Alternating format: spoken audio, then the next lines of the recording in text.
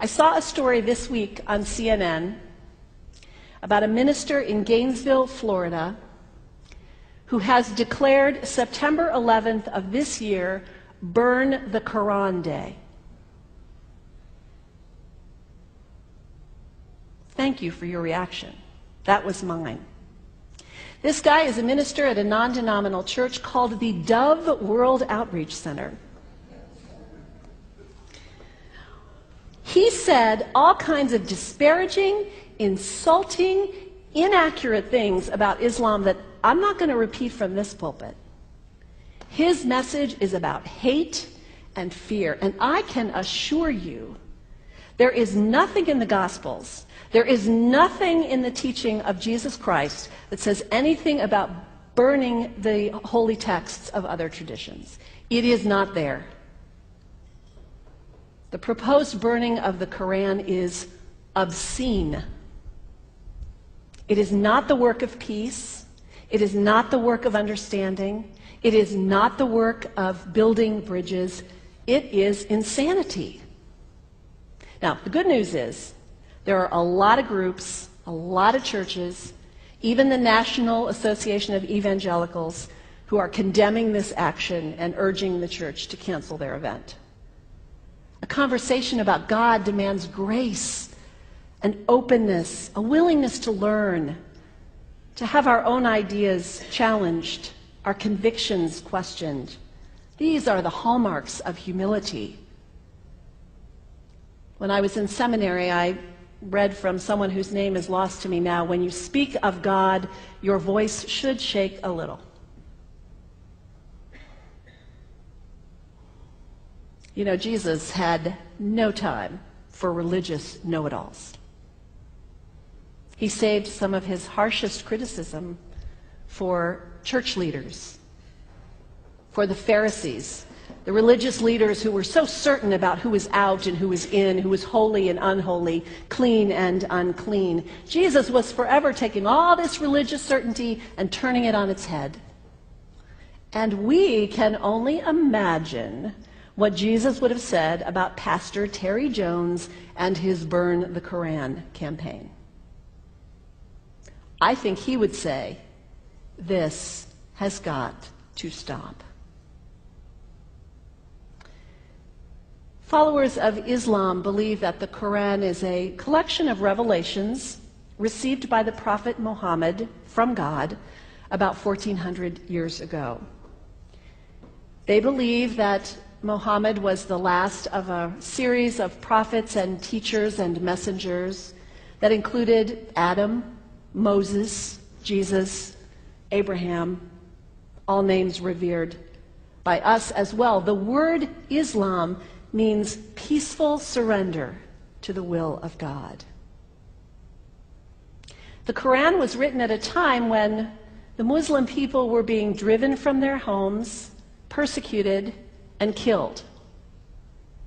The Old Testament was written at a time when Jewish people were being driven from their homes, persecuted, and killed. And religious scholars will tell you that most holy scriptures have stories of war and violence in them. Throughout history, most faiths have used these texts to justify violence. And if there's anyone in this room at this moment who's thinking that I've got it wrong, after church today, pull out your Bible and look up Psalm 137. And you'll see that our own text has passages that can make us uncomfortable. But also, like the Bible, the predominant message of the Quran is of peace and care and loving God, justice, care for the neighbor, care for the stranger. In the Bible, we have thou shalt not kill.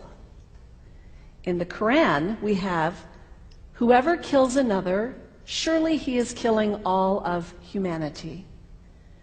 And whoever saves the life of another, surely he saves the lives of all humanity. These are words of peace, words of faith, words that could save the world if we would take them to heart. The second thing you can do, the next time someone sends you one of those emails demonizing Islam, delete it. Don't forward it. Don't participate in the stereotyping. Don't give in to your fear. It's okay to be a little afraid. We all have those emotions. Just don't give in to it. Don't sign on for it. Don't focus on this tiny group of extremists who commit acts of violence. Focus on the hundreds of millions of Muslim people in the world who are people of faith, whose priorities and concerns and families are not so different from your own. And third, when you think of Muslim people, think of individuals. Think of the professor at Ohio State. Think of the engineer at Honda. Think of the teacher at the elementary school down the street. When you think of Muslim people, remember those who died on 9/11, not the hijackers. There was only a handful of them. Remember Mohammed Sunhami Hamandi. He was born in Pakistan. He came to the United States as a small child with his parents. He played high school football. He went to college. He became a part-time ambulance driver. He died, this Muslim young man, on 9/11, trying to rescue people and save lives. When you think of Muslim people, remember Mohammed Salahuddin Cloudhurry. He was a waiter at Windows on the World, which was at the top of the World Trade Center. He died that day. His wife had their baby 2 days later. When you think of Muslim people, remember Rama Salih.